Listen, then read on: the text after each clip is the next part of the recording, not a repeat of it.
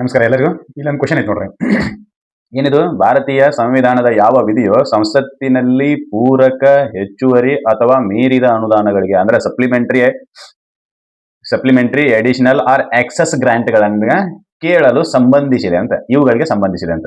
Supplementary, additional ಆಮೇಲೆ excess ಗ್ರಾಂಟ್ಗಳಿಗೆ ಸಂಬಂಧಿಸಿದೈತಿ ಅಂತ. Article 112 ಕೇಳಿದ್ರೆ ಅಲ್ಲ, ಯಾಕಂದ್ರೆ 112 ಬಜೆಟ್ ನ ಬಗ್ಗೆ ಹೇಳ್ತೈತಿ.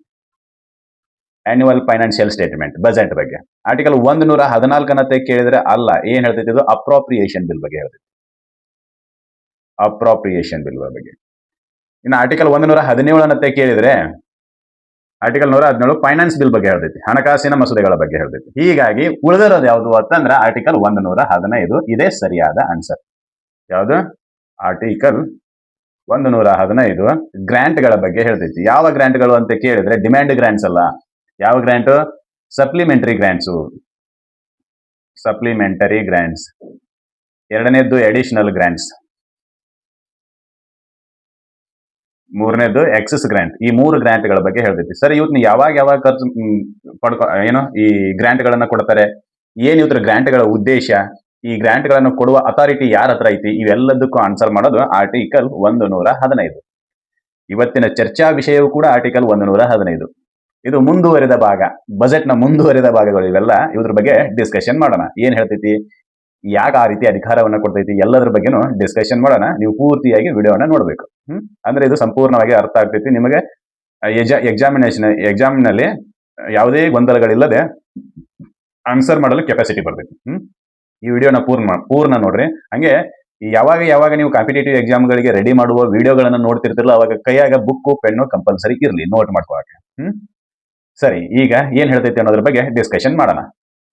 ಆರ್ಟಿಕಲ್ 115ನೇ ವಿಧಿ ಎದಕ್ಕೆ ಸಂಬಂಧಪಡ್ತೈತಿ ಅಂತಂದ್ರೆ ಪೂರಕ, ಹೆಚ್ಚುವರಿ ಅಥವಾ ಹೆಚ್ಚುವರಿ ಅನುದಾನಗಳು ಅಂತೇಳಿ. ಏನಿದು? ಅಡಿಷನಲ್ ಗ್ರಾಂಟ್ಸ್, ಸಪ್ಲಿಮೆಂಟರಿ ಗ್ರಾಂಟ್ಸ್, ಇನ್ನೊಂದು ಎಕ್ಸಸ್ ಗ್ರಾಂಟ್ಸ್.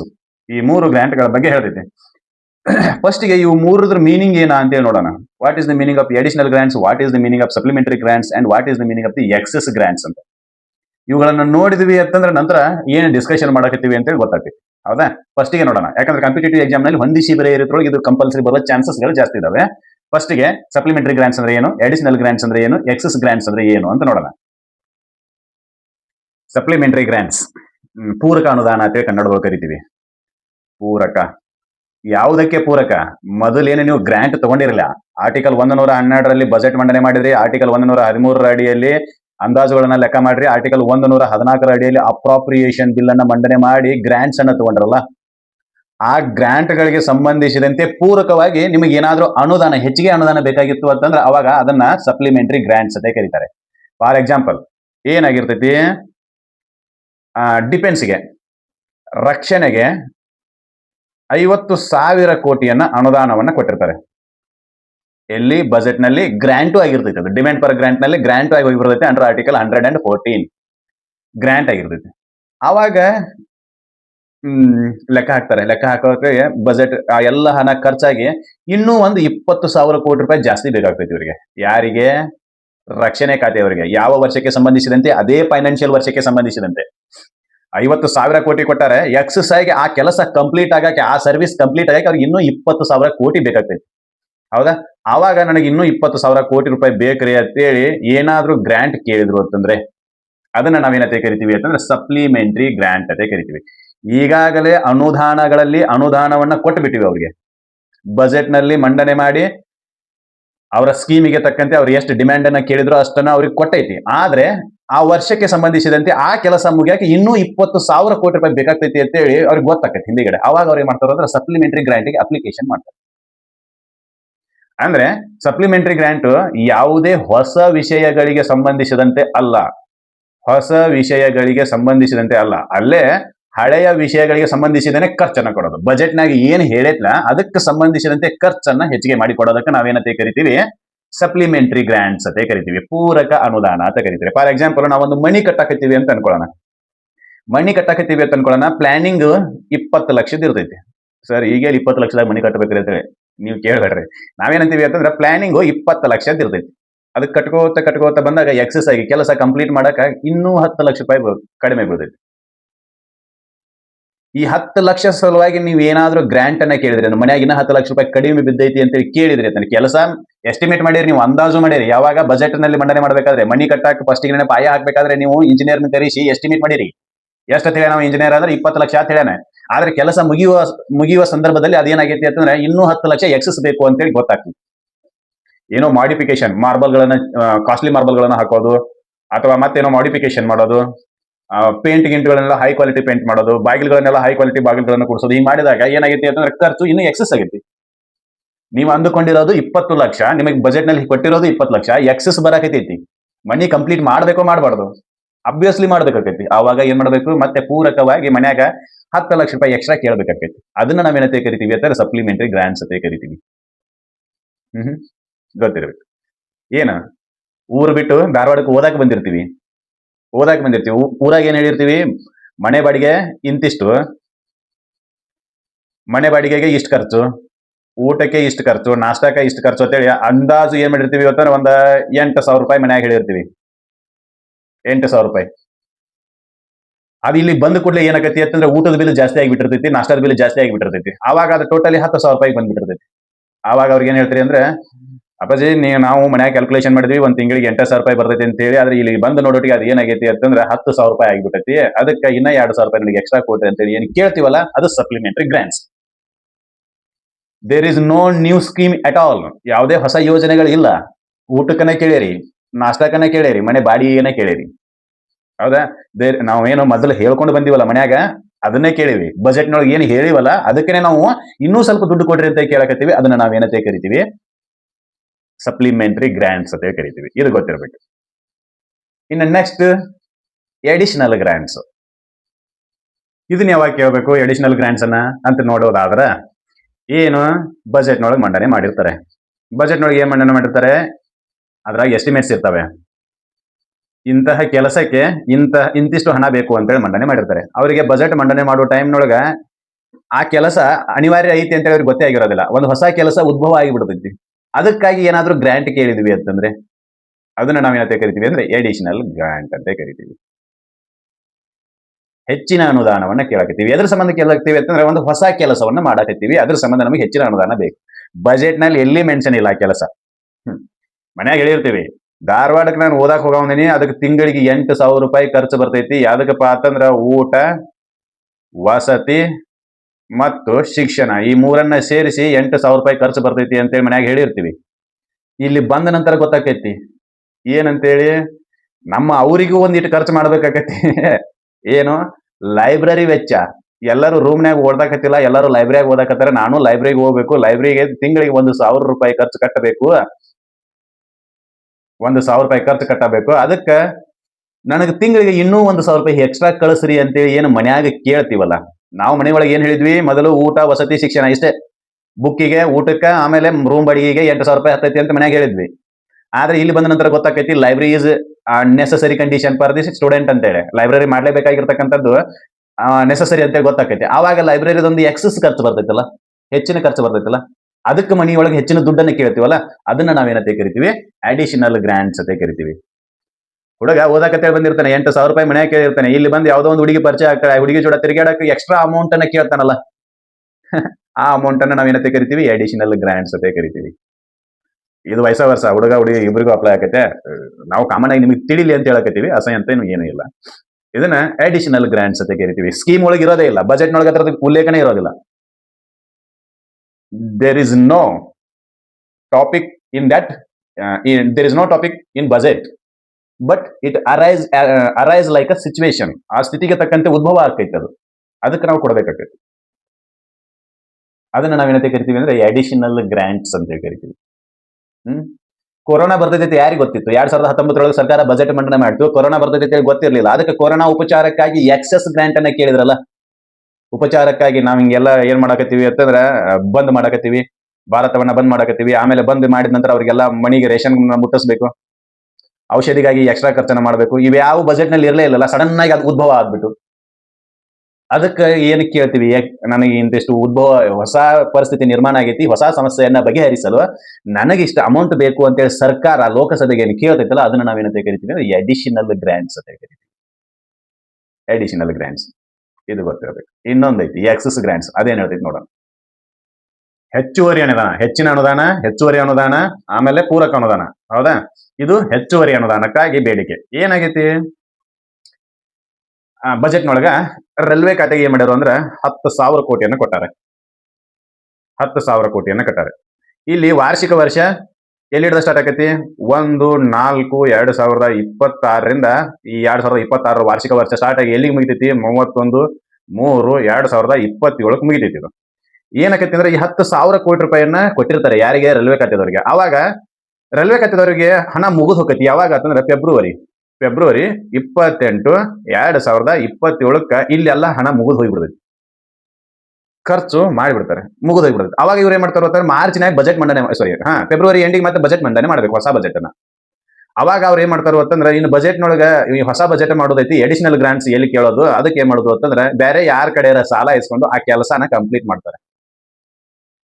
ಕೆಲಸ ಕಂಪ್ಲೀಟ್ ಮಾಡಿದ ನಂತರ ಮುಂದೇನು ಬಜೆಟ್ ಮಂಡನೆ ಮಾಡ್ತಿರ್ತಾರಲ್ಲ ಅವಾಗ ಆ ಕೆಲಸದ ಬಗ್ಗೆ ಹೇಳ್ತಾರೆ. ಇಲ್ರಿ ಸಾಹೇಬ್ರೆ, ನೀವು 2026 ವಿತ್ತೀಯ ವರ್ಷಕ್ಕೆ, ಹಣಕಾಸು ವರ್ಷಕ್ಕೆ ಸಂಬಂಧಿಸಿದಂತೆ 2026ರಲ್ಲಿ ನನಗೆ ಏನ್ ಮಾಡಿದ್ರಿ ಅಂತಂದ್ರೆ ನೀವು 10,000 ಕೋಟಿ ರೂಪಾಯಿಯನ್ನ ಕೊಟ್ಟಿದ್ರಿ. ಅದು ಹಣ ಜನವರಿ ಫೆಬ್ರವರಿಗೆ ಮುಗೀತು. ಇನ್ನು ಮುಂದೆ ಹೆಂಗ ಇದ್ರು ಬಜೆಟ್ ಮಂಡನೆ ಮಾಡೋದೈತಿ. ಅದಕ್ಕೆ ನಾ ಏನ್ ಮಾಡೀನಿ ಅಂದ್ರೆ ಬೇರೆದವ್ರ ಹತ್ರ ಸಾಲ ಇಸ್ಕೊಂಡು 5,000 ಕೋಟಿ ರೂಪಾಯಿ ಏನಾಗೈತಿ ಅಂದ್ರೆ ಎಕ್ಸ್ಟ್ರಾ ಖರ್ಚಾಗೈತಿ. ಅದನ್ನ ನಾನು ಹಾಕಿ ಮಾಡಿವಿ. ಅದಕ್ಕೆ ನಮಗೆ ಏನ್ ಕೊಡ್ರಿ ಅಂತಂದ್ರೆ 5,000 ಕೋಟಿಯನ್ನ ಎಕ್ಸಸ್ ಈ ಬಜೆಟ್ನೊಳಗೆ ಹಾಕಿ ಕೊಡ್ರಿ ಅಂತ ಕೇಳ್ತಾರೆ. ಬಜೆಟ್ನೊಳಗೆ ಕೊಟ್ಟಿರ್ತಕ್ಕಂಥ ಗ್ರಾಂಟ್ ಅನ್ನ ಮೀರಿ ಎಕ್ಸಸ್ ಆಗಿ ಅಮೌಂಟ್ ಅನ್ನ ಖರ್ಚು ಮಾಡಿಬಿಟ್ಟಿರ್ತಾರೆ. ಅವಾಗ 5,000 ಕೋಟಿಯನ್ನ ಎಷ್ಟು ಅಮೌಂಟ್ ಅನ್ನ ಖರ್ಚು ಮಾಡಿರ್ತಾರಲ್ಲ ಅಷ್ಟು ಅಮೌಂಟ್ ಅನ್ನ ಮುಂದಿನ ಬಜೆಟ್ ನಲ್ಲಿ ಹಾಕಿ ಕೊಡಬೇಕು. ಮುಂದಿನ ಬಜೆಟ್ ನಲ್ಲಿ ಹಾಕಿ ಕೊಡಬೇಕು ಅಂತಂದ್ರೆ ಇಲ್ಲೊಂದು ಸಂಸ್ಥೆ ಪಿಕ್ಚರ್ ನಲ್ಲಿ ಬರ್ತೈತಿ. ಅದು ಯಾವ್ದಪ್ಪ ಅಂತಂದ್ರೆ PAC, ಪಬ್ಲಿಕ್ ಅಕೌಂಟ್ ಕಮಿಟಿ ಅಂತ ಕರೀತಾರೆ. ಪಾರ್ಲಿಮೆಂಟರಿ ಸಂಸತ್ತಿನ ಕಮಿಟಿಗಳ ಬಗ್ಗೆ ಹೇಳಬೇಕಾದಾಗ ಈ ಕಮಿಟಿಯ ಕೆಲಸ ಹೇಳ್ತೀನಿ. ಬಾರಿ ಇಂಪಾರ್ಟೆಂಟ್, ಅತಿ ಮಹತ್ವದ ಕಮಿಟಿ. ಪ್ರತಿ ಸಲ ಎಕ್ಸಾಮ್ ನೊಳಗೆ ಬರೋದೇ ಇದು.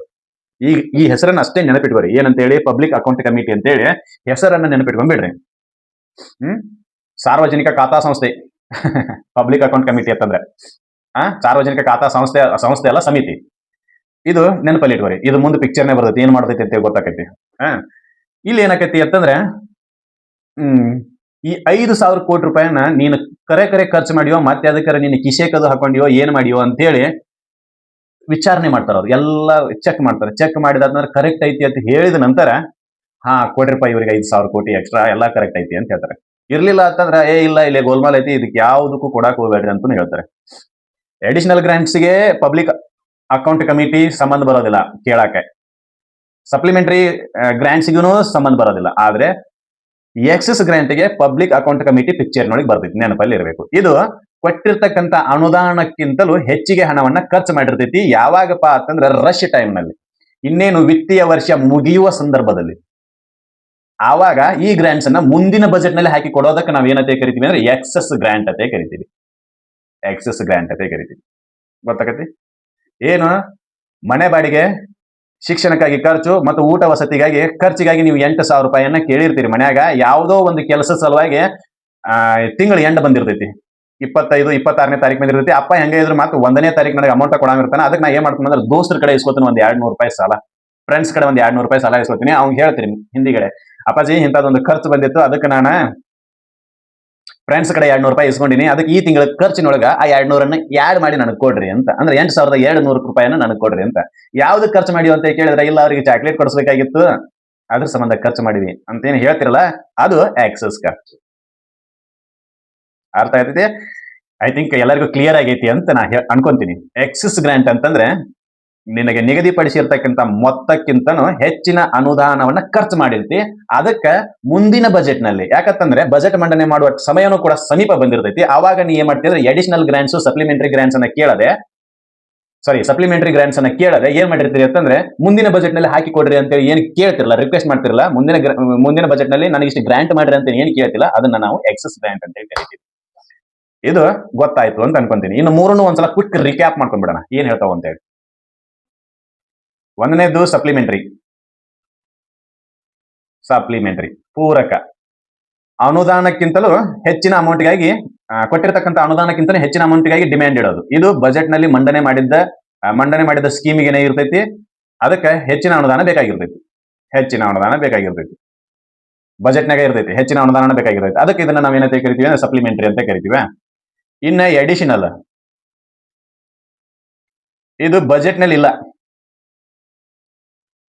ಸಡನ್ ಆಗಿ ಉದ್ಭವ ಆಗಿರ್ತಕ್ಕಂಥ ಸಿಚುವೇಶನ್ ನಿಭಾಯಿಸಲು ಏನು ಗ್ರಾಂಟ್ ಕೇಳ್ತೀವಲ್ಲ ಅದನ್ನ ಅಡಿಷನಲ್ ಗ್ರಾಂಟ್ ಅಂತ ಕೇಳ್ತೀವಿ. ಇದು ಕೂಡ ಹೆಚ್ಚಿನ ಹಣವನ್ನ ಕೇಳೋದು. ಹೆಚ್ಚಿನ ಹಣ ಅಂತಂದ್ರೆ ಇದು ಹೊಸ ಸ್ಕೀಮ್ ಬಗ್ಗೆ ಹಣ ಕೇಳೋದು. ಹೆಚ್ಚಿನ ಹಣ ಅಲ್ಲ, ಹೊಸ ಸ್ಕೀಮಿಗಾಗಿ, ಹೊಸ ಯೋಜನೆಗಾಗಿ ಹಣವನ್ನ ಕೇಳೋದು. ಅದನ್ನ ನಾವೇನಂತ ಕರಿತೀವಿ ಅಂತಂದ್ರೆ ಅಡಿಷನಲ್ ಗ್ರಾಂಟ್ಸ್ ಅಂತ ಕರಿತೀವಿ. ಯಾವ ವರ್ಷದಲ್ಲಿ? ಅದೇ ವಿತ್ತೀಯ ವರ್ಷದಲ್ಲಿ. ವಿತ್ತೀಯ ವರ್ಷ ಅಂತಂದ್ರೆ ಹಣಕಾಸು ವರ್ಷ ಅನ್ನಂಗೆ. ಈಗ ಬಜೆಟ್ ಏನು ಮಂಡನೆ ಮಾಡಿರ್ತೀರಲ್ಲ, ಆ ಬಜೆಟ್ 2026 ನೀವು ಬಜೆಟ್ ಮಂಡನೆ ಮಾಡಿದ್ರಿ ಅಂತಂದ್ರೆ ಅದು 2026 ವಿತ್ತೀಯ ವರ್ಷದ ಬಜೆಟ್ ಅದು. ಹೌದಾ? ಆ ವಿತ್ತೀಯ ವರ್ಷದಲ್ಲಿ ಎಕ್ಸಸ್ ಏನಾದ್ರೂ ನಿನಗೆ ಅಮೌಂಟ್ ಬೇಕಾಗಿತ್ತು ಅಂತಂದ್ರೆ, ಹೊಸ ಸಮಸ್ಯೆಗಳನ್ನ ನಿಭಾಯಿಸಲು ಹೊಸ ಯೋಜನೆಗಳಿಗೆ ನಿನಗೆ ಹಣ ಬೇಕಾಗಿತ್ತು ಅಂತಂದ್ರೆ ಅದನ್ನ ನಾವು ಅಡಿಷನಲ್ ಗ್ರಾಂಟ್ಸ್ ಅಂತ ಕರಿತೀವಿ. ಹೌದಾ? ಇನ್ನ ಎಕ್ಸಸ್ ಗ್ರಾಂಟ್ಸ್, ಇದು ಬಜೆಟ್ ನೊಳಗೆ ಇರ್ತೈತಿ, ಆದ್ರೆ ಹೆಚ್ಚಿನ ಹಣವನ್ನ ಖರ್ಚು ಮಾಡಿರ್ತೀರಿ. ಹೆಚ್ಚಿನ ಹಣವನ್ನ ಯಾವಾಗ ಖರ್ಚು ಮಾಡಿರ್ತೀರಿ ಅಂತಂದ್ರೆ ಆ ವರ್ಷ ಮುಗಿಯುವ ಸಂದರ್ಭಗಳಲ್ಲಿ. ಆವಾಗ ಏನ್ ಮಾಡ್ತಾರ ಅಂತಂದ್ರೆ ಇದನ್ನ ಮುಂದಿನ ಬಜೆಟ್ ನಲ್ಲಿ ಹಾಕಿ ಕೊಡ್ಬೇಕು. ಇಲ್ಲಿ ಪಿಕ್ಚರ್ ನಲ್ಲಿ ಯಾವ್ದು ಬರ್ತೈತಿ ಅಂದ್ರೆ ಪಬ್ಲಿಕ್ ಅಕೌಂಟ್ ಕಮಿಟಿ ಬರ್ತೈತಿ. ಇದು ಗೊತ್ತಿರ್ಬೇಕು. ಇದು ಪಿಕ್ಚರ್ ನೊಳಗೆ ಬರ್ತೈತಿ, ಪಬ್ಲಿಕ್ ಅಕೌಂಟ್ ಕಮಿಟಿ. ಯಾವ್ದಲ್ಲಿ? ಎಕ್ಸೆಸ್ ಗ್ರಾಂಟ್ ನಲ್ಲಿ. ಹೌದಾ? ಇದೆಲ್ಲ ವೆರಿಫೈ ಮಾಡಿದ ನಂತರ ಇದ್ರ ಕೊಡಬೇಕು, ಇರ್ಲಿಲ್ಲ ಅಂದ್ರೆ ಕೊಡಕ್ ಬರಂಗಿಲ್ಲ. ಅದು ಗೊತ್ತಿರ್ಬೇಕು. ಈ ರೀತಿ 3 ರೀತಿಯ ಗ್ರಾಂಟ್ಗಳು ಅದಾವೆ. ಇದ್ರ ಬಗ್ಗೆ ಗೊತ್ತಿರ್ಬೇಕು. ಈ ಮೂರು ಗ್ರಾಂಟ್ಗಳನ್ನ ಹಣದ ಮಸೂದೆಯನ್ನ ಹೆಂಗ್ ಪಾಸ್ ಮಾಡ್ತೀವಲ್ಲ ಆ ರೀತಿಯಾಗಿರ್ತಕ್ಕಂಥ ಪ್ರೊಸೀಜರ್ ಅನ್ನ ಫಾಲೋ ಮಾಡಬೇಕು. ಹಣದ ಮಸೂದೆ ಬಜೆಟ್ ಅನ್ನ ಹೆಂಗ್ ಪಾಸ್ ಮಾಡ್ತೀವಲ್ಲ, ಹಣದ ಮಸೂದೆ ಅಲ್ಲ, ಬಜೆಟ್ ಅನ್ನ ಹೆಂಗ್ ಪಾಸ್ ಮಾಡ್ತೀವಲ್ಲ ಆ ರೀತಿಯಾಗಿ ಇದನ್ನ ಪಾಸ್ ಮಾಡಬೇಕು. ಅಂದ್ರೆ ಬಜೆಟ್ ಅನ್ನ ಪ್ರಿಯರ್ ಪರ್ಮಿಷನ್ ಆಫ್ ದಿ ಯಾರು? ರಾಷ್ಟ್ರಪತಿಗಳ ಪೂರ್ವ ಅನುಮತಿಯೊಂದಿಗೆ ಮಂಡನೆ ಮಾಡ್ತೀವಿ. ಶಿಫಾರಸುಗಳೊಂದಿಗೆ ಗ್ರಾಂಟ್ಸ್ ಅನ್ನ ಕೇಳ್ತೀವಿ. ಎಲ್ಲಿ ಕೇಳ್ತೀವಿ? ಲೋಕಸಭೆಯಲ್ಲಿ ಗ್ರಾಂಟ್ಸ್ ಅನ್ನ ಕೇಳ್ತೀವಿ, ಡಿಮ್ಯಾಂಡ್ ಗ್ರಾಂಟ್ಸ್ ಅನ್ನ. ಇದರಲ್ಲಿ ಕೇಳಿರ್ತಕ್ಕಂಥ ಗ್ರಾಂಟ್ ಗಳನ್ನು ಡಿಸ್ಕಷನ್ ಮಾಡೋದಲ್ಲಿ ಲೋಕಸಭೆಯಲ್ಲಿ ಈ ಗ್ರಾಂಟ್ ಗಳನ್ನ ಕೇಳಬೇಕು. ಆಮೇಲೆ ಇದನ್ನ 2 ಸದನಗಳ ಮುಂದೆ ಇಡಲೇಬೇಕು. 2 ಸದನಗಳ ಒಪ್ಪಿಗೆ ಅನಿವಾರ್ಯ. ಒಪ್ಪಿಗೆಗೆ ಅನಿವಾರ್ಯ. ಈ 2 ಸದನಗಳ ಮುಂದೆ ಇಡಬೇಕು. ಆಮೇಲೆ ಡಿಮ್ಯಾಂಡ್ಸ್ ಅನ್ನ ಎಲ್ಲಿ ಕೇಳಬೇಕು? ಲೋಕಸಭೆಯಲ್ಲಿ ಕೇಳಬೇಕು. ಹೌದಾ? ಎಲ್ಲಾ ಪ್ರೊಸೀಜರ್ ಬಜೆಟ್ ಹೆಂಗ್ ಪಾಸ್ ಮಾಡ್ತಾ ಇದ್ಲ ಅದೇ ಪ್ರೊಸೀಜರ್ ಅನ್ನ ಫಾಲೋ ಮಾಡಬೇಕು. ಯಾವುದಕ್ಕೆ? ಇವೆಲ್ಲದಕ್ಕೂ. ಇದು ನಮಗ್ ಗೊತ್ತಿರಬೇಕು. ಇದಿಷ್ಟು ವಿಶೇಷ ಐತಿ. ಇನ್ನ ಅವೆಲ್ಲ ಹೇಳಿದ್ವಿ, ಸುಮ್ಮನೆ ಜಸ್ಟ್ ಅವ್ ಏನ್ ಹೇಳ್ತಾವ ಅನ್ನೋದನ್ನ ನೋಡಬಿಡೋಣ. ಏನ ಆರ್ಟಿಕಲ್ 115 ಏನ್ ಮಾತಾಡ್ತೈತಿ ಅನ್ನೋದು ಹೇಳ್ಬಿಡೋಣ. ರಾಷ್ಟ್ರಪತಿಗೆ ಏನ್ ಅಧಿಕಾರ ಐತಿ ಅಂತ ಏನ್ ಹೇಳ್ತೈತಿ? ಪ್ರಸ್ತುತ ಹಣಕಾಸು ವರ್ಷದಲ್ಲಿ, ಇಲ್ಲ ಅದಕ್ಕೆ ಹೇಳೋದಲ್ಲ, ಪ್ರಸ್ತುತ ಹಣಕಾಸು ವರ್ಷದಲ್ಲಿ, ಕರೆಂಟ್ ಫೈನಾನ್ಷಿಯಲ್ ಇಯರ್ ಅಂತ ಕರಿತೀವಿ. ಕರೆಂಟ್ ಅಂದ್ರೆ ಈ ಕಂಬದಾಗ ಇರ್ತೈತಿಲ್ಲ ಆ ಕರೆಂಟ್ ಅಲ್ಲ, ಮನಿಗೆಲ್ಲ ಸಪ್ಲೈ ಮಾಡ್ತಾರಲ್ಲ ಆ ಕರೆಂಟ್ ಅಲ್ಲ. ಕರೆಂಟ್ ಅಂದ್ರೆ ಪ್ರಸ್ತುತ ವರ್ಷ ಇರ್ಲಿ. ಕರೆಂಟ್ ಅಫೇರ್ಸ್ ಅಂತ ಏನ್ ಕರಿತಿರಲ್ಲ ಅದೇ ನಿತ್ಯ ಘಟನೆಗಳ ಬಗ್ಗೆ ಡಿಸ್ಕಷನ್ ಮಾಡ್ತಿರಲ್ಲ ಅದನ್ನ ಕರೆಂಟ್ ಅಫೇರ್ಸ್ ಅಂತ ಕರೀತಾರೆ. ಇರ್ಲಿ. ಒಂದು ನಿರ್ದಿಷ್ಟ ಸೇವೆಗೆ ಖರ್ಚು ಮಾಡಲು 114ನೇ ವಿಧಿಯ ನಿಬಂಧಗಳಿಗೆ ಅನುಗುಣವಾಗಿ ರಚಿಸಲಾದ ಯಾವುದೇ ಕಾನೂನಿನಿಂದ 114 ಏನ್ ಹೇಳ್ತೈತಿ? ಅಪ್ರಾಪ್ರಿಯೇಷನ್ ಬಿಲ್ಸ್ ಅಂದ್ರೆ ಸಂಚಿತ ನಿಧಿಯಿಂದ ನೀನು ಹಣ ಖರ್ಚು ಮಾಡಬೇಕು ಅಂತಂದ್ರೆ ಅಪ್ರಾಪ್ರಿಯೇಷನ್ ಬಿಲ್ ಪಾಸ್ ಆಗಬೇಕು. ನೀನು ಅಡಿಷನಲ್ ಗ್ರಾಂಟ್ಸ್, ಆಮೇಲೆ ಸಪ್ಲಿಮೆಂಟರಿ ಗ್ರಾಂಟ್ಸ್, ಎಕ್ಸೆಸ್ ಗ್ರಾಂಟ್ಸ್ ಅನ್ನ ಪಡ್ಕೋಬೇಕು ಅಂತಂದ್ರೆ ನೀನು ಅಪ್ರಾಪ್ರಿಯೇಷನ್ ಬಿಲ್ ಅನ್ನ ಪಾಸ್ ಮಾಡಲೇಬೇಕು. ಅದನ್ನೇ ಹೇಳಿದ್ವಲ್ಲ, ಎಲ್ಲಾ ಪ್ರೊಸೀಜರ್ ಬಜೆಟ್ ಹೆಂಗ್ ಪಾಸ್ ಆಗತ್ತಲ್ಲ ಹಂಗ ಪಾಸ್ ಆಗ್ಬೇಕು ಅಂತ. ಹೌದಾ? ಬಜೆಟ್ ಪಾಸ್ ಆದ ನಂತರ ಎಸ್ಟಿಮೇಟ್ ಬಂದ ನಂತರ ಅಪ್ರಾಪ್ರಿಯೇಷನ್ ಬಿಲ್ ಬರುತ್ತಲ್ಲ, ಸೇಮ್ ಪ್ರೊಸೀಜರ್ ಅನ್ನ ಫಾಲೋ ಮಾಡ್ಬೇಕು ಇಲ್ಲಿ ಗ್ರಾಂಟ್ ಗಳ ಸಲುವಾಗಿ. ವಿಧಿಯ ನಿಬಂಧನೆಗೆ ಅನುಗುಣವಾಗಿ ಯಾವುದೇ ಕಾನೂನು ಅನುಮತಿಸಲಾದ ಮೊತ್ತವು ಆ ವರ್ಷಕ್ಕೆ ಸಾಕಾಗುವುದಿಲ್ಲ ಮತ್ತು ಅದು ಕಂಡು ಬಂದರೆ ಅಥವಾ ಆ ವರ್ಷದ ಹಣಕಾಸು ಯೋಜನೆಯಲ್ಲಿ ಪರಿಗಣಿಸದ ಕೆಲವು ಹೊಸ ಸೇವೆಗೆ ಪೂರಕ ಅಥವಾ ಹೆಚ್ಚುವರಿ ವೆಚ್ಚದ ಅಗತ್ಯ ಇದ್ದಾಗ ಏನ್ ಮಾಡಬೇಕು ಅಧ್ಯಕ್ಷರು ಅಂತಂದ್ರ ಬಜೆಟ್ ಗ್ರಾಂಟ್ಸ್ ಅನ್ನ ಕೇಳಬೇಕು. ಅಧ್ಯಕ್ಷರ ಮುಂದೆ ಇಡಬೇಕು. ಯಾರ ಅಧ್ಯಕ್ಷರು? ರಾಷ್ಟ್ರದ ಅಧ್ಯಕ್ಷರು. ಅಂದ್ರೆ ರಾಷ್ಟ್ರಪತಿಗಳ ಕೆಲಸ ಇದು. Place before the both the houses ಅಂತ. ಏನು ಪ್ರಸಕ್ತ ಹಣಕಾಸು ವರ್ಷಗಳಲ್ಲಿ ಆರ್ಟಿಕಲ್ 114 ಅಡಿಯಲ್ಲಿ ನಿಮಗೆ ಗ್ರಾಂಟ್ಸ್ ಅನ್ನ ಕೊಟ್ಟಿರ್ತೀವಿ. ಆ ಗ್ರಾಂಟ್ಸ್ ಸಾಕಾಗೋದಿಲ್ಲ ಅಥವಾ ಮತ್ತೊಂದೇನಾದ್ರೂ ಹೊಸ ಆ ವರ್ಷದ ವಾರ್ಷಿಕ ಹಣಕಾಸು ಹೇಳಿಕೆಯಲ್ಲಿ ಪರಿಗಣಿಸದ ಅಂದ್ರೆ ಬಜೆಟ್ ನಲ್ಲಿ ಇಲ್ಲದ ಕೆಲವು ಹೊಸ ಸೇವೆಗೆ ಪೂರಕ ಅಥವಾ ಹೆಚ್ಚುವರಿ ವೆಚ್ಚದ ಅಗತ್ಯ ಇದ್ದಾಗ ನೀವು ಈ ರೀತಿ ಗ್ರಾಂಟ್ಸ್ ಗಳನ್ನ ಮಂಡನೆ ಮಾಡಬೇಕು ಅಂತ ಇವ್ರು ಹೇಳ್ತಾರೆ. ಇದು ಗೊತ್ತಿರಬೇಕು. ಏನ್ ಹೇಳಕತ್ತಾರೆ? ಪೂರಕ, ಹೆಚ್ಚುವರಿ ಅಥವಾ ಹೆಚ್ಚಿನ ಅನುದಾನಗಳನ್ನ ನೀನು ಪಡಿಬೇಕು ಅಂತಂದ್ರೆ ಆರ್ಟಿಕಲ್ 114 ನೀನು ಏನು ಕೊಟ್ಟಿವಲ್ಲ ಆ ಅನುದಾನದ ಅದಕ್ಕಿಂತ ಹೆಚ್ಚುವರಿ ಖರ್ಚರ ನಿನಗೆ ಬಂದಿರಬೇಕು. ಇರ್ಲಿಲ್ಲ ಅಂತಂದ್ರೆ ಹೊಸ ಸೇವೆಗಾಗಿ ನೀನು ಕೆಲಸ ಮಾಡೋವಿದ್ದಿ ಅಂತಂದ್ರೆ ಆ ಖರ್ಚು ಮಾಡೋರಿದ್ದಿ ಅಂತಂದ್ರೆ ಅದನ್ನ ಹೇಳಬೇಕು. ಅದು ಗೊತ್ತಿರಬೇಕು. Article 114 is important thing. Appropriation bill. Without appropriation bill you can not get money from the consolidated fund of the India. ಪ್ರತಿಯೊಂದು ಖರ್ಚನ್ನು ಭಾರತದ ಸಂಚಿತ ನಿಧಿಯಿಂದನೇ ಮಾಡಬೇಕು ಅಂತ ಇದ್ದಾಗ ಭಾರತದ ಸಂಚಿತ ನಿಧಿಯಿಂದ ದುಡ್ಡನ್ನು ಪಡೆಯಕ್ಕೆ ನಿನಗೆ ಅನುಮತಿ ಕೊಡೋದು ಯಾವುದು ಅಂತಂದ್ರೆ ಅಪ್ರಾಪ್ರಿಯೇಷನ್ ಬಿಲ್, ವಿನಿಯೋಗ ಮಸೂದೆ ಅಂತ ಕರಿತೀವಿ. ಈ ಮಸೂದೆಯನ್ನು ಪಾಸ್ ಮಾಡಲೇಬೇಕು. ಪಾಸ್ ಮಾಡದ ಹೊರತು ನಿನಗೆ ಸಿಗೋದಿಲ್ಲ ಅಂತ ಹೇಳ್ತಾರ. ಜೊತೆಗೆ ನೀನು ಗ್ರಾಂಟ್ ಕೇಳಬೇಕು ಅಂತಂದ್ರೆ ಈ ಅಪ್ರಾಪ್ರಿಯೇಷನ್ ಬಿಲ್ ನೊಳಗೆ ನಿನಗೆ ಏನು ಅಮೌಂಟ್ ಕೊಟ್ಟೈತಿಲ್ಲ ಆ ಅಮೌಂಟ್ ವರ್ಷದ ಉದ್ದೇಶಗಳಿಗಾಗಿ ಸಾಲೋದಿಲ್ಲ ಅಂತೇಳಿ ಕಂಡು ಬಂದ್ರೆ, ಇರ್ಲಿಲ್ಲ ಅಂತಂದ್ರೆ ಏನಾದ್ರೂ ಹೊಸ ಸೇವೆಯನ್ನ ಮಾಡಬೇಕು ಅಂತೇಳಿ ನಿನಗೆ ಅನಿಸಿದ್ರೆ ಆವಾಗ ನೀನು ಪೂರಕ ಹೆಚ್ಚುವರಿ ಅನುದಾನಗಳನ್ನ ಕೇಳಬೇಕು ಅಂತ ಹೇಳ್ತೈತಿ. ಅದೇನ್ ಹೇಳ್ತೈತಿ ನೋಡೋಣ. ಆರ್ಟಿಕಲ್ 115 ಉಪಬಂಧ ಬಿ ಏನ್ ಹೇಳಕತೈತಿ ಅಂತಂದ್ರೆ ಒಂದು ಹಣಕಾಸು ವರ್ಷದಲ್ಲಿ ಯಾವುದೇ ಸೇವೆಗೆ ಆ ಸೇವೆಗೆ ಮತ್ತು ಆ ವರ್ಷಕ್ಕೆ ನೀಡಲಾದ ಮೊತ್ತಕ್ಕಿಂತ ಹೆಚ್ಚಿನ ಹಣವನ್ನು ಖರ್ಚು ಮಾಡಿದ್ರೆ ಗ್ರಾಂಟ್ಗಳಿಗಾಗಿ ನೀವೇನ್ ಮಾಡಬೇಕು, ಏನು ಪೆಟಿಷನ್ ಅನ್ನ ಅರ್ಜಿಯನ್ನು ಹಾಕಬೇಕು ಅಂತ. ಆ ಖರ್ಚಿನ ಅಂದಾಜು ಮೊತ್ತವನ್ನು ತೋರಿಸುವ ಮತ್ತೊಂದು ಹೇಳಿಕೆಯನ್ನು ಸಂಸತ್ತಿನ ಉಭಯ ಸದನಗಳ ಮುಂದೆ ಇಡಲು ಅಥವಾ ಸಂದರ್ಭಾನುಸಾರ ಅಂತ ಹೆಚ್ಚುವರಿ ಮೊತ್ತದ ಬೇಡಿಕೆಯನ್ನು ಜನರ ಸದನಕ್ಕೆ ಮಂಡಿಸಲು ಕಾರಣವಾಗ್ತೈತಿ ಅಂತ. ನೀನ್ ಎದಕ್ಕೆ ಅಡಿಷನಲ್ ಗ್ರಾಂಟ್ಸ್ ಕೇಳಕತ್ತೀರಿ, ಎದಕ್ಕೆ ಸಪ್ಲಿಮೆಂಟರಿ ಗ್ರಾಂಟ್ಸ್ ಅನ್ನ ಕೇಳಕತ್ತೀರಿ, ಎದಕ್ಕೆ ಎಕ್ಸೆಸ್ ಗ್ರಾಂಟ್ ಕೇಳಕತ್ತೀರಿ ಅನ್ನೋದ್ರ ಬಗ್ಗೆ ಸಪರೇಟ್ ಆಗಿರ್ತಕ್ಕಂಥ ಒಂದು ಸ್ಟೇಟ್ಮೆಂಟ್ ಅನ್ನ ಎರಡೂ ಉಭಯ ಸದನಗಳ ಮುಂದೆ ಇಡಬೇಕು. ಆಗ್ಲೇ ಹೇಳಿದ್ವಲ್ಲ ನಾವು, ಅದನ್ನ ಪಾಸ್ ಮಾಡ್ಕೋಬೇಕು. ಇದ್ರ ಎರಡೂ ಸದನಗಳ ಮುಂದೆ ಇಡಲು ಹೇಳೋರು ಯಾರಪ್ಪ ಅಂತಂದ್ರೆ ರಾಷ್ಟ್ರಪತಿಗಳು. It is an duty of the president. ಯಾವುದು ರಾಷ್ಟ್ರಪತಿಗಳ ಕರ್ತವ್ಯ ಅದು ನಮಗೆ ಗೊತ್ತಿರಬೇಕು. ಇಲ್ಲಿಗೆ ಒಂದು ವಿಷಯ ಗೊತ್ತಾಕತಿ, ಸಂಸತ್ತಿಗೆ ಅಧಿಕಾರ ಕೊಟ್ಟರು ಏನಂತೇಳಿ, ಸಂದರ್ಭಾನುಸಾರ ಏನಾದ್ರೂ ಎಕ್ಸೆಸ್ ಅಮೌಂಟ್ ಅನ್ನ ಸರ್ಕಾರ ಖರ್ಚು ಮಾಡಿತ್ತು ಅಂತಂದ್ರೆ ಅದನ್ನ ಗ್ರಾಂಟ್ ಮಾಡಲು, ಅನುಮೋದನೆ ನೀಡಲು. ಕೇವಲ ಬಜೆಟ್ ನಲ್ಲಿ ನಾವೇನ್ ಹೇಳಿದ್ವು ಅಷ್ಟೇ ಕೆಲಸ ಮಾಡ್ರಿ ಅಂತೇಳಿ ರಿಸ್ಟ್ರಿಕ್ಟ್ ಮಾಡಲಿಲ್ಲ. ಸರ್ಕಾರ ಸರಿಯಾದ ಕೆಲಸವನ್ನ ಮಾಡಾಕತ್ತಿತ್ತು, ಸರಿಯಾಗಿ ಹಣವನ್ನ ವಿನಿಯೋಗಿಸಾಕತ್ತಿತ್ತು ಅಂದ್ರೆ ಸಂಸತ್ತು ಅದಕ್ಕೆ ಪೂರಕವಾಗಿ ಬಜೆಟ್ ಗಳನ್ನ ಕೊಟ್ಟೈತಿ ಅನ್ನೋದು ಈ ವಿಷಯದಿಂದ ನಮಗೆ ಸ್ಪಷ್ಟ ಆಗ್ತೈತಿ. ಇದು ಗೊತ್ತಿರಬೇಕು. ಇನ್ನ ಆರ್ಟಿಕಲ್ 115 ಉಪಬಂಧ 2 ಒಂದೈತಿ, ಅದೇನ್ ಹೇಳ್ತೈತಿ ಅಂತ ನೋಡೋಣ. ಏನ್ ಹೇಳಕತ್ತೈತಿ? ಆರ್ಟಿಕಲ್ 112, 113 ಮತ್ತು 114ನೇ ವಿಧಿಗಳ ನಿಬಂಧನೆಗಳು ಅಂತಹ ಯಾವುದೇ ಹೇಳಿಕೆ ಮತ್ತು ಖರ್ಚು ಅಥವಾ ಬೇಡಿಕೆಗೆ ಸಂಬಂಧಿಸಿದಂತೆ ಮತ್ತು ವಾರ್ಷಿಕ ಹಣಕಾಸು ಹೇಳಿಕೆ ಮತ್ತು ಅದರಲ್ಲಿ ಉಲ್ಲೇಖಿಸಿದ ವೆಚ್ಚಕ್ಕೆ ಸಂಬಂಧಿಸಿದಂತೆ ಪರಿಣಾಮ ಬೀರುವ ವೆಚ್ಚವನ್ನ ಪೂರೈಸಲು ಭಾರತದ ಏಕೀಕೃತ ನಿಧಿಯಿಂದ ಹಣವನ್ನು ವಿನಿಯೋಗಿಸಲು ಅಧಿಕಾರ ನೀಡುವ ಯಾವುದೇ ಕಾನೂನಿಗೆ ಅಥವಾ ಅನುದಾನದ ಬೇಡಿಕೆಗೆ ಮತ್ತು ಅಂತಹ ಖರ್ಚು ಮತ್ತು ಅಥವಾ ಅನುದಾನವನ್ನು ಪೂರೈಸಲು ಭಾರತದ ಏಕೀಕೃತ ನಿಧಿಯಿಂದ ಹಣವನ್ನು ವಿನಿಯೋಗಿಸಲು ಅಧಿಕಾರ ನೀಡುವ ಕಾನೂನಿಗೆ ಸಂಬಂಧಿಸಿದಂತೆ ಪರಿಣಾಮ ಬೀರ್ತೈತಿ. ಅಂದ್ರೆ ಆರ್ಟಿಕಲ್ 112, 113, 114 ಏನ್ ಹೇಳ್ತಾವು ಅದರಂತ ಇವೇನ್ ಹೇಳ್ತಾವ. ಆರ್ಟಿಕಲ್ 112 ಏನ್ ಹೇಳ್ತೈತಿ ಅಂದ್ರೆ ಬಜೆಟ್ ನೊಳಗೆ ಏನಿರ್ತೈತಿ, ಏನ್ ಆದಾಯವನ್ನ ಪಡ್ಕೊಂಡೇನಿ ಮತ್ತು ಯಾವ ರೀತಿ ಆ ಹಣವನ್ನ ಖರ್ಚು ಮಾಡೋದೇನೆ ಅನ್ನೋದು ಹೇಳ್ಬೇಕು. ಆರ್ಟಿಕಲ್ 13 ಅಂದಾಜುಗಳನ್ನ ಲೆಕ್ಕ ಮಾಡಬೇಕು. ಆರ್ಟಿಕಲ್ 14 ಅಪ್ರಾಪ್ರಿಯೇಷನ್ ಬಿಲ್, ಆ ಅಂದಾಜುಗಳನ್ನ ಲೆಕ್ಕ ಹಾಕಿದ ನಂತರ ಹಣವನ್ನ ಖರ್ಚು ಮಾಡಲು ಮಸೂದೆಯನ್ನ ಪಾಸ್ ಮಾಡಬೇಕು. ಅದೇ ರೀತಿಯಾಗಿರ್ತಕ್ಕಂಥ ಪ್ರೊಸೀಜರ್ ಅನ್ನ ಈ ಗ್ರಾಂಟ್ಸ್ ಗಳಿಗೆ ಸಂಬಂಧಿಸಿದಂತೆ ಫಾಲೋ ಮಾಡಬೇಕು ಅಂತ ಹೇಳಿ. Shall follow the procedure with respect to grants as per article 112, 113, 114.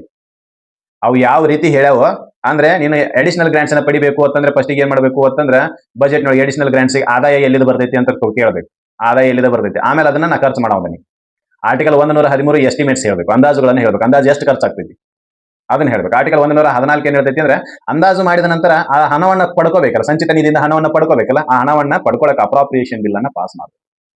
ಇವೆಲ್ಲಾನು affected article 113, 14 ಮತ್ತು 112ರಲ್ಲಿ ಏನು ನಿಬಂಧನೆಗಳದಲ್ಲ ಅವೆಲ್ಲವೂ ಇದಕ್ಕೆ ಅನ್ವಯ ಆಕೈತಿ ಅಂತೇಳಿ ಇಷ್ಟೇ ಇದರ ಸಾರಾಂಶ. ಆರ್ಟಿಕಲ್ 115 ಉಪಬಂಧ 2 ಇದು ನಮಗೆ ಗೊತ್ತಿರಬೇಕು. ಆದ್ರೆ ಎಕ್ಸಿಸ್ ಗ್ರಾಂಟ್ ಅನ್ನ ಪಡೆಯುವಾಗ ಒಂದು ಪ್ರೊಸೀಜರ್ ಹೆಚ್ಚಿಗೆ ಬರ್ತೈತಿ, ಅದು PAC, ಪಬ್ಲಿಕ್ ಅಕೌಂಟ್ ಕಮಿಟಿ, ಸಾರ್ವಜನಿಕ ಲೆಕ್ಕಪತ್ರ ಸಮಿತಿ ಅಂತ ಕರೀತಾರೆ, ಅಥವಾ ಸಾರ್ವಜನಿಕ ಖಾತೆ ಸಮಿತಿ ಅಂತ ಕರೀತಾರೆ. ಇದು ಪಾರ್ಲಿಮೆಂಟರಿ ಕಮಿಟಿ ಒಳಗ ಅತಿ ಹೆಚ್ಚು ಪ್ರಬಲವಾಗಿರ್ತಕ್ಕಂಥ ಸಮಿತಿ. ಈ ಸಮಿತಿಯ ಬಗ್ಗೆ ಪಾರ್ಲಿಮೆಂಟರಿ ಕಮಿಟಿಗಳ ಬಗ್ಗೆ ಡಿಸ್ಕಷನ್ ಮಾಡುವಾಗ ಹೇಳ್ತೀನಿ ಏನೇನೈತಿ ಅಂತೇಳಿ. ಈಗ ಒಂದಿಷ್ಟು ಕ್ವಶನ್ಗಳಿದಾವೆ, ಆ ಕ್ವಶನ್ಗಳನ್ನ ಚರ್ಚೆ ಮಾಡೋಣ, ಏನದಾವ ಅಂತ ನೋಡೋಣ.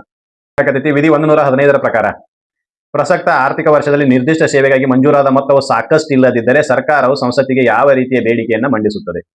ಈಗ ಬಜೆಟ್ ನೊಳಗೆ ನಿಮಗೆ 10,000 ಕೋಟಿ ಕೊಟ್ಟಾರ, ಏನಾಗೈತಿ ಅದು ಕಡಿಮೆ ಬಿದ್ದೈತಿ, 10,000 ಕೋಟಿ ಕಡಿಮೆ ಬಿದ್ದೈತಿ. ಅದಕ್ಕೆ ನೀವು ಏನಾದ್ರು ಗ್ರಾಂಟ್ ಅನ್ನ ಕೇಳಕತ್ತಿದ್ರಿ ಅಂತಂದ್ರೆ ಆ ಗ್ರಾಂಟ್ ಏನಂತಾರು ಅಂತ ಕೇಳಕತ್ತಾರ ಅವ್ರು. ಆ ಗ್ರಾಂಟ್ ಏನಂತಾರೆ? ವೋಟ್ ಆನ್ ಅಕೌಂಟ್ ಅಂತಾರನ. Vote on account is discussed in article 116. ಹೌದಾ? ವೋಟ್ ಆನ್ ಅಕೌಂಟ್ ಬಗ್ಗೆ ಡಿಸ್ಕಷನ್ ಮಾಡೋದು ವಿಧಿ 116 ಇದೆ, ಅಲ್ಲ ಗೊತ್ತಿಲ್ಲ. GST ಅಂತೂ ಸಂಬಂಧ ಇಲ್ಲ. Tax imposition and tax reduction is under article 112. Budget ನೊಳಗನೆ ನಾ ಎಷ್ಟು ಟ್ಯಾಕ್ಸ್ ಹೆಚ್ಚು ಮಾಡತ್ತೀನಿ ಎಷ್ಟು ಟ್ಯಾಕ್ಸ್ ಕಡಿಮೆ ಮಾಡಕತ್ತೀನಿ ಅಂತ ಹೇಳ್ಬೇಕು. ಇರ್ಲಿಲ್ಲ ಅಂತಂದ್ರೆ ಆರ್ಟಿಕಲ್ 110 ಅಡಿಯಲ್ಲಿ ಆದ್ರೂ ಹೇಳ್ಬೇಕು. ಸಾಲದ ಅನುದಾನ ಇದ್ರ ಬಗ್ಗೆ ಡಿಸ್ಕಷನ್ ಇಲ್ಲ. ಇನ್ನು ಉಳಿದಿರೋದು ಯಾವುದು? ಪೂರಕ ಅನುದಾನ, ಸಪ್ಲಿಮೆಂಟರಿ ಗ್ರಾಂಟ್ಸ್. ಹೌದಾ? ನಾವು ಫಸ್ಟಿಗೆ ಹೇಳಿದ್ವಿ ಏನಂತ ಹೇಳಿ, ಬಜೆಟ್ ನಲ್ಲಿ ಮೆನ್ಷನ್ ಇರ್ತೈತಿ, ಆದ್ರೆ ಅಮೌಂಟ್ ಸಾಲೋದಿಲ್ಲ. ಅದಕ್ಕಾಗಿ ನೀವು ಏನಾದ್ರು ಅಮೌಂಟಿಗಾಗಿ ಬೇಡಿಕೆ ಏನ್ ಇಟ್ಟಿದ್ರಿ ಅಂತಂದ್ರೆ ಅದನ್ನ ನಾವೇನಂತ ಕರಿತೀವಿ? ಸಪ್ಲಿಮೆಂಟರಿ ಗ್ರಾಂಟ್ಸ್, ಪೂರಕ ಅನುದಾನ ಅಂತ ಕರೀತಾರೆ. ಇಲ್ಲಿ ಕ್ವಶನ್ ಅದನ್ನ ಕೇಳ್ಯಾರ. ಹೌದಾ? ಇದು ಗೊತ್ತಿರಬೇಕು. ಇಲ್ಲಿ ಒಂದು ಕ್ವಶನ್ ಇದೆ, ಏನಂತೇಳಿ, ಭಾರತೀಯ ಸಂವಿಧಾನದ ವಿಧಿ 115 ಅಡಿಯಲ್ಲಿ ಅಧಿಕೃತವಾಗಿ ವೆಚ್ಚ ಮಾಡಲಾದ ಯಾವುದೇ ಹಣವು ಆ ವರ್ಷಕ್ಕೆ ಮಂಜೂರಾದ ಮೊತ್ತವನ್ನ ಮೀರಿದರೆ ಅದನ್ನ ಏನಂತ ಕರೀತಾರೋ ಅಂತ. ಏನ್ ಕ್ವಶನ್ ಅಂತಂದ್ರ, ನಿನಗ ಈಗಾಗಲೇ 1,000 ಕೋಟಿಯನ್ನ ನಾವು ಅಮೌಂಟ್ ಕೊಟ್ಟಿವಿ, ಈ ಅಮೌಂಟ್ ಅನ್ನ ಮೀರಿ ನೀನ್ ಹೆಚ್ಚಿಗೆ 1,200 ಕೋಟಿ ಅಮೌಂಟ್ ಅನ್ನ ಖರ್ಚು ಮಾಡಿದ್ದಿ ಅಂತಂದ್ರ, ಅದನ್ನ ಮೀರಿ ನೀನು ಕೊಟ್ಟಿರ್ತಕ್ಕಂಥ ಹಣವನ್ನ ಮೀರಿ ನೀನು ಖರ್ಚು ಮಾಡಿದ್ದಿ ಅಂತಂದ್ರೆ ಅದಕ್ಕೆ ಏನಂತಾರು ಅಂತ ಕೇಳ್ತಾರ. ಅದಕ್ಕೆ ಏನಂತಾರು ಅಂತಂದ್ರೆ ಎಕ್ಸಸ್ ಗ್ರಾಂಟ್ ಅಂತ ಕರೀತಾರೆ. ಅರ್ಥ ಆಗತೈತಿ? Excess grant. ಈ ಎಕ್ಸಸ್ ಗ್ರಾಂಟ್ ವಿಶೇಷತೆ, PAC ಈ ಎಕ್ಸಸ್ ಗ್ರಾಂಟ್ ಬಗ್ಗೆ ಚೆಕ್ ಮಾಡ್ತೈತಿ. ಸರಿಯಾಗಿ ನೀನು ಹೆಚ್ಚುವರಿ ಮೊತ್ತವನ್ನು ಖರ್ಚು ಮಾಡಿಯೋ ಇಲ್ಲ ಅನ್ನೋದ್ರ ಬಗ್ಗೆ ಚರ್ಚೆ ಮಾಡ್ತೈತಿ. ಇದು ಬಜೆಟ್ ಇನ್ನೇನು ಮಂಡನೆ ಮಾಡೋದು, ಆ ವರ್ಷದ ಬಜೆಟ್ ಅನ್ನು ಮಂಡನೆ ಮಾಡೋದು ಸಮೀಪ ಇದ್ದಾಗ ಇದನ್ನ ಏನ್ ಮಾಡ್ತಾರೋ ಅಂತಂದ್ರೆ ಮುಂದಿನ ಬಜೆಟ್ ನಲ್ಲಿ ಕೇಳ್ತಾರೆ. ಈಗ ಸದ್ಯಕ್ಕೆ ಕೇಳೋದಿಲ್ಲ, ಮುಂದಿನ ಬಜೆಟ್ ನಲ್ಲಿ ಕೇಳಕ ಇದನ್ನ ನಾವೇನಂತ ಕೇಳ್ತೀವಿ? ಎಕ್ಸಸ್ ಗ್ರಾಂಟ್ ಅಂತ ಕರೀತಾರೆ. ವೋಟ್ ಅಂಡ್ ಕ್ರೆಡಿಟ್ ಅಂದ್ರೆ ಅಲ್ಲ, ತುರ್ತು ಅನುದಾನ ಅಂದ್ರೆ ಅಲ್ಲ, ಸಾಂಕೇತಿಕ ಅನುದಾನ ಅಂತಂದ್ರೆ ಅಲ್ಲ. ಇವು ಮೂರುದ್ರ ಬಗ್ಗೆನೂ ಎಲ್ಲಿ ಡಿಸ್ಕಷನ್ ಇಲ್ಲ, ಹಿಂಗಾಗಿ ಇವು ಮೂರು ಅಲ್ಲ ಅಂತ. ಇನ್ನು ಮುಂದಿನ ಕ್ವಶನ್ ಅನ್ನ ನೋಡೋಣ. ಏನ್ ಕ್ವಶನ್ ಏನ್ ಹೇಳಕತ್ತಿದೆ ಅಂದ್ರೆ, ಸಂವಿಧಾನದ ವಿಧಿ 115 ಅಡಿಯಲ್ಲಿ ಬೇಡಿಕೆಗಳನ್ನ ಅಥವಾ ಮೀರಿದ ಅನುದಾನಕ್ಕಾಗಿ ಸಂಬಂಧಿಸಿದ ಹೇಳಿಕೆಯನ್ನ ಸಂಸತ್ತಿನ ಯಾವ ಸದನದಲ್ಲಿ ಮಂಡಿಸಬೇಕು ಅಂತ. ಈ ವಿಶೇಷ ಏನಪ್ಪಾ ಅಂತಂದ್ರೆ, ಈ ಆರ್ಟಿಕಲ್ 114 ಆರ್ಟಿಕಲ್ 112 ಹೇಳ್ತೈತಿ. ಏನಪ್ಪಾ ಅಂತಂದ್ರ, ಆನ್ಯುವಲ್ ಫೈನಾನ್ಸಿಯಲ್ ಸ್ಟೇಟ್ಮೆಂಟ್ ಅನ್ನ ಸಂಸತ್ತಿನ ಎರಡೂ ಸದನಗಳಲ್ಲಿ ಮಂಡನೆ ಮಾಡುವಂತೆ ನೋಡಿಕೊಳ್ಳುವ ಕಾರ್ಯ ಯಾರ್ದು ಅಂತಂದ್ರೆ ಪ್ರೆಸಿಡೆಂಟ್ ಅವ್ರದ್ದು ಅಂತ. ಆಮೇಲೆ ಈ ಎಲ್ಲಾ ಗ್ರಾಂಟ್ಗಳು ಕೂಡ ಆರ್ಟಿಕಲ್ 112, 113, 114 ಹಾದಿಯನ್ನೇ ಅನುಸರಿಸುತ್ತಿರಬೇಕಾದಾಗ ಈ ಗ್ರಾಂಟ್ ಗಳನ್ನ ಪಡೆಯಲು ಸದನದಲ್ಲಿ ಎಲ್ಲಿ ಮಂಡಿಸಬೇಕು ಅಂತ ಕೇಳಿದ್ರೆ ಎರಡೂ ಸದನಗಳಲ್ಲೇನೆ ಮಂಡಿಸಬೇಕು. ಗ್ರಾಂಟ್ ಅನ್ನ ಮಾತ್ರ ಲೋಕಸಭೆಯಲ್ಲಿ ಕೇಳಬೇಕು. ಅನುಮೋದನೆ ನೀಡುವ ಸದನ ಯಾವ್ದಾದ್ರು ಇತ್ತು ಅಂದ್ರೆ ಅದು ಲೋಕಸಭೆ ಮಾತ್ರ. ಆದ್ರೆ ಪರ್ಮಿಷನ್ ಕೇಳೋದನ್ನ ಎಲ್ಲಿ ಕೇಳಬೇಕು ಅಂದ್ರೆ ಎರಡೂ ಸದನದಲ್ಲಿನೇ ಕೇಳಬೇಕು. ಆನ್ಯುವಲ್ ಫೈನಾನ್ಸಿಯಲ್ ಸ್ಟೇಟ್ಮೆಂಟ್ ಅನ್ನ ಡಿಸ್ಕಷನ್ ಮಾಡುವ ಅಧಿಕಾರ ಎರಡೂ ಸದನಗಳಿಗಿದೆ. ಹೀಗಾಗಿ ಯಾವುದೇ ಗ್ರಾಂಟ್ಗಳಿಗಾಗಿ ನೀವು ಪ್ರಸ್ತಾಪವನ್ನು ಇಟ್ರಿ ಅಂತಂದ್ರೆ ಅದನ್ನ ಎರಡೂ ಸದನಗಳಲ್ಲಿ ಇಡಲೇಬೇಕು. Decision duty of the president to put before the both houses of the parliament for the discussion of the any grants. ಗೊತ್ತಿರಬೇಕು. ಇದು ಆರ್ಟಿಕಲ್ 115 ಅಡಿಯಲ್ಲಿ ಎರಡೂ ಸದನಗಳ ಮುಂದೆ ಇಡಬೇಕು. ಕೇವಲ ರಾಜ್ಯಸಭೆ ಏನಂತ ಕೇಳಿದ್ರೆ ಇಲ್ಲ, ಕೇವಲ ಲೋಕಸಭೆ ಏನಂತ ಕೇಳಿದ್ರೆ ಇಲ್ಲ, ರಾಷ್ಟ್ರಪತಿ ಕಾರ್ಯಾಲಯದ ಮೊದಲ ಜಾಗಿರುವುದಿಲ್ಲ, ಅದು ಸಂಬಂಧನ ಇಲ್ಲ. ಎಲ್ಲಿ ಇಡಬೇಕು? ಕೇವಲ ಎರಡೂ ಸದನಗಳ ಮುಂದೆ. ಕೇವಲ ಪದ ತಪ್ಪು ಬಳಕೆ ಮಾಡಿದ್ವಿ ಅಷ್ಟೇ. ಎರಡೂ ಸದನಗಳ ಮುಂದೆ ಇಡಲೇಬೇಕು. That is an necessary work of the president. ಇದು ಗೊತ್ತಿರಬೇಕು. ಇದು ಅನಿವಾರ್ಯ ಕೆಲಸ. ಯಾರಿಗೆ? ರಾಷ್ಟ್ರಪತಿ ಅವರಿಗೆ. ಆರ್ಟಿಕಲ್ 115 ಅಡಿಯಲ್ಲಿ ಬೇಡಿಕೆಗಳನ್ನ ಅಥವಾ ಮೀರಿದ ಅನುದಾನಕ್ಕಾಗಿ ಸಂಬಂಧಿಸಿದ ಹೇಳಿಕೆಯನ್ನು ಸಂಸತ್ತಿನ ಎರಡೂ ಸದನಗಳ ಮುಂದೆ ಇಡಬೇಕು. ಸಂಸತ್ತಿನ ಎರಡೂ ಸದನಗಳು ಅದನ್ನು ಡಿಸ್ಕಷನ್ ಮಾಡಬೇಕು. ಆಮೇಲೆ ಡಿಮ್ಯಾಂಡ್ಸ್ ಅನ್ನ ಎಲ್ಲಿ ಕೇಳಬೇಕು? ಲೋಕಸಭೆಯಲ್ಲಿ ಕೇಳಬೇಕು. ಡಿಮ್ಯಾಂಡ್ಸ್ ಫಾರ್ ಗ್ರಾಂಟ್ ಅಂತ ಹೇಳಿ ಏನಾದ್ರು ಕೇಳೋರಿದ್ರಿ ಅಂತಂದ್ರೆ ಅನುಮೋದನೆಗಾಗಿ ಬೇಡಿಕೆಗಳನ್ನ ಸಲ್ಲಿಸೋದು ಲೋಕಸಭೆಯಲ್ಲಿ ಮಾತ್ರ. ಆದ್ರೆ ಹೇಳಿಕೆಯನ್ನ ಎರಡು ಎಸ್ಟಿಮೇಟ್ ಏನ್ ಮಾಡಿರ್ತಿಲ್ಲ, ಹಿಂಗ ನನಗೆ ದುಡ್ಡು ಬೇಕಾಗೈತ್ರಿ, ಅದಕ್ಕೆ ಇಷ್ಟು ಖರ್ಚು ಐತಿ, ಇಲ್ಲಿದ ಆದಾಯ ಐತಿ ಅಂತೇಳಿ ಏನೇನೋ ಎಲ್ಲ ಬರೆದು ಹೇಳಿರ್ತಿಲ್ಲ, ಅದನ್ನ ಎರಡೂ ಸದನಗಳ ಮುಂದೆನೇ ಇಡಬೇಕು. ಆಮೇಲೆ ಇಷ್ಟು ಅಮೌಂಟ್ ಅನ್ನ ನಾನು ಕನ್ಸಾಲಿಡೇಟೆಡ್ ಫಂಡ್ದಿಂದ ನನಗೆ ಕೊಡ್ರಿ, ನೀವೆಲ್ಲ ಚರ್ಚೆ ಮಾಡಿ ನನಗೆ ಮತಕ್ಕೆ ಹಾಕಿ ಕೊಡ್ರಿ ಅಂತ ಕೇಳಿದ್ರಿ ಅಂತಂದ್ರೆ, ಡಿಮ್ಯಾಂಡ್ಸ್ ಮಾಡಿದ್ರಿ ಅಂತಂದ್ರೆ ಅದು ಲೋಕಸಭೆಯಲ್ಲಿ ಮಾತ್ರ. ಇದು ಗೊತ್ತಿರಬೇಕು. ಇದಕ್ಕೆ ಸಂಬಂಧಿಸಿದಂತ ಆನ್ಸರ್ ಎರಡೂ ಸದನಗಳಲ್ಲಿ, ಅದು ಗೊತ್ತಿರಬೇಕು. ಇನ್ನು ಲಾಸ್ಟ್ ಕ್ವಶನ್ ಐತಿ, ಅದನ್ನು ಡಿಸ್ಕಷನ್ ಮಾಡೋಣ. ಹೆಚ್ಚುವರಿ, ಪೂರಕ ಅಥವಾ ಮೀರಿದ ಅನುದಾನಗಳಿಗೆ ಸಂಬಂಧಿಸಿದಂತೆ ಪ್ರಸ್ತಾವನೆಗಳನ್ನು ಸಂಸತ್ತಿನಲ್ಲಿ ಮಂಡಿಸಲು ಮೊದಲು ಯಾರ ಅನುಮತಿ ಅಗತ್ಯ, ಅತ್ಯಗತ್ಯ, ಇಂಪಾರ್ಟೆಂಟ್ ಅಂತ ಕೇಳ್ತಾರ. ಏನು? ಹೆಚ್ಚುವರಿ, ಹೆಚ್ಚುವರಿ, additional, supplementary and excess grant ಗಳಿಗೆ ಸಂಬಂಧಿಸಿದಂತೆ ಸಂಸತ್ತಿನಲ್ಲಿ ನೀವೇನಾದ್ರೂ ಮಂಡನೆ ಮಾಡಕತ್ತಿದ್ರಿ ಅಂತಂದ್ರೆ ಪ್ರಿಯರ್ ಪರ್ಮಿಷನ್ ಯಾರ್ದು ಬೇಕು? ಪೂರ್ವ ಅನುಮತಿ ಯಾರ್ದಿರಬೇಕು? ಪ್ರಧಾನಮಂತ್ರಿದ? ಇಲ್ಲ, ಪ್ರಧಾನಮಂತ್ರಿನೇ ಇದ್ರ ಮಂಡನೆ ಮಾಡಕ್ಕೆ ಹೇಳ್ತಾನೆ. ಒಂದೇಲಿ ಪೂರ್ವ ಅನುಮತಿ ನಡಿ. ಹಣಕಾಸು ಸಚಿವರದ, ಇವ್ರಿಗೆ ದುಡ್ಡನ್ನ ಬೇಕಾಗಿರ್ತೈತಿ, ಇವ್ರದ ಎಲ್ಲಿದ್ದು? ಸುಪ್ರೀಂ ಕೋರ್ಟ್ ನ ಮುಖ್ಯ ನ್ಯಾಯಮೂರ್ತಿ ಏನಂತ ಕೇಳಿದ್ರೆ ಇವ್ರ ಕೆಲಸನ ಬೇರೆ, ದಂಧೆಗನ ಬೇರೆ ಇವ್ರದ್ದು. ಕೇವಲ ಜಜ್ಮೆಂಟ್ ಬರೆಯೋದು, ಕೇಸ್ಗಳನ್ನ ಹಿಯರ್ ಮಾಡೋದು, ಆ ಜಜ್ಮೆಂಟ್ಗಳು ಇಂಪ್ಲಿಮೆಂಟ್ ಆಗ್ಯಾವಿಲ್ಲ ನೋಡೋದು ಅಷ್ಟೇ ಇವ್ರ ಕೆಲಸ. ಸರ್ ಏನ್ರಿ ಹಿಂಗೆ ಹೇಳ್ಬಿಟ್ರಲ್ಲ ಅಂತ ಹೇಳ್ಬೋದಿಲ್ಲ, ಅವ್ರು ಬಂದಾಗ ಹಂಗೆ ಹೇಳ್ತೀವಿ. ಅಷ್ಟು ಕೆಲಸದೊಳಗನೆ ಅದು ಆ ನಮೂನಿ ಇರ್ತೈತಿ. ಈಗ ಮತ್ತೆ PIL ಅದು ಬಂದವೆ, ಪಬ್ಲಿಕ್ ಇಂಟ್ರೆಸ್ಟ್ ಲಿಟಿಗೇಷನ್, ಅದು ಮತ್ತೆ ಬಹಳ ದೊಡ್ಡ ಕೆಲಸ ಐತಿ. ಸಂವಿಧಾನವನ್ನು ಅರ್ಥೈಸೋರು ಅವರೇ. ಈಗ ನಿಮ್ಗೆ ಸುಮ್ಮನೆ ಟೈಮ್ ಇಲ್ಲ, ಬರಬರ ಹೇಳಿ ಮುಗಿಸೋಣ ಅಂತ ಹಂಗ. ಇನ್ನು ಉಳಿದವ್ರು ಯಾರು? ರಾಷ್ಟ್ರಪತಿ ಒಬ್ರೆ. ಅಂದ್ರ ರಾಷ್ಟ್ರಪತಿಯ ಪೂರ್ವ ಅನುಮತಿಯೊಂದಿಗೆ ಏನು ಈ additional grant, supplementary grant, excess ಗ್ರಾಂಟ್ಗಳಿಗೆ ಸಂಬಂಧಿಸಿದಂತೆ ಪ್ರಸ್ತಾವನೆಗಳನ್ನ ಸಂಸತ್ತಿನಲ್ಲಿ ಮಂಡಿಸಲು ಏನ್ ಮಾಡಬೇಕು ಅಂತಂದ್ರೆ ಪ್ರೆಸಿಡೆಂಟ್ ನ ಪ್ರಯರ್ ಪರ್ಮಿಷನ್ ಅನಿವಾರ್ಯ ಅಂತ. ರಾಷ್ಟ್ರಪತಿಗಳ ಪೂರ್ವ ಅನುಮತಿ ಬೇಕೇ ಬೇಕು ಅಂತ. ಇದು ನಮಗ ಗೊತ್ತಿರಬೇಕು. ಇದಿಷ್ಟಾದ್ರೆ ಆರ್ಟಿಕಲ್ 115 ಬಗ್ಗೆ ಮಾಹಿತಿ ಕಂಪ್ಲೀಟ್ ಆಗ್ತೈತಿ. ಈ ಮಾಹಿತಿ ನಿಮ್ಗೆಲ್ಲರಿಗೂ ಇಷ್ಟ ಆಗೈತಿ ಅಂತ ಅನ್ಕೊಂತೀನಿ. ಇಷ್ಟ ಆಗಿತ್ತು ಈ ಮಾಹಿತಿಯನ್ನು ಎಲ್ಲರಿಗೂ ಶೇರ್ ಮಾಡ್ರಿ, ಚಾನಲ್ ಅನ್ನ ಸಬ್ಸ್ಕ್ರೈಬ್ ಮಾಡ್ರಿ, ಆಮೇಲೆ ಲೈಕ್ಸ್ ಕಮೆಂಟ್ ಮಾಡ್ರಿ. ಮುಂದಿನ ವಿಡಿಯೋದಲ್ಲಿ ಆರ್ಟಿಕಲ್ 116 ಬಗ್ಗೆ ಡಿಸ್ಕಷನ್ ಮಾಡೋಣ. ಬಾರಿ ಇಂಪಾರ್ಟೆಂಟ್ ಟಾಪಿಕ್ ಅದು. ವೋಟ್ ಆನ್ ಅಕೌಂಟ್ ಬಗ್ಗೆ ಮಾತಾಡ್ತೀವಿ. ವೋಟ್ ಆನ್ ಅಕೌಂಟ್ ಅದು ಏನ್ ಹೇಳ್ತೈತಿ, ಹೆಂಗ ಬಾರಿ ಚಂದ ಐತಿ, ಅದು ನೋಡೋಣ.